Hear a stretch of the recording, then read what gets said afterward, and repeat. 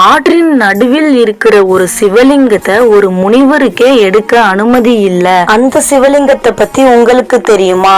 ஈரோடு மாவட்டம் காங்கேயம் பாலத்துல காவிரி ஆற்றின் நடுவுல இருக்கிற இந்த புனித ஸ்தலம் தான் நடு ஆற்று ஈஸ்வரர் கோவில். அகத்திய முனிவர் தன் வாழ்க்கையில செஞ்ச பாவத்தை நீக்க மணலால் ஒரு சிவலிங்கத்தை உருவாக்கி வழிபட்டிருக்காரு. அவர் தவம் செய்யறதுக்கு முன்னாடி தன் ருத்ராட்ச மாலைய அந்த சிவலிங்கத்தின் மீது வச்சிட்டு உயிரையே மறந்து தியானத்துல மூழ்கி இருக்காரு. காலம் கடந்து தவம் முடிஞ்சதும் அந்த மாலையை எடுக்க முயன்ற அப்பதான் ஒரு அதிசயம் நடந்திருக்குது. அது என்னன்னா, இந்த சிவலிங்கம் இங்கேயே இருக்கட்டும், இதை யாரும் தொந்தரவு செய்ய வேண்டாம்னு ஒரு தெய்வீக குரல் கேட்டு இருக்குது. அந்த நாள்ல இருந்து இந்த லிங்கத்தை நட்டாட்டீஸ்வரர் அப்படின்னும் அகத்தீஸ்வரர் அப்படின்னும் அழைக்கிறாங்க.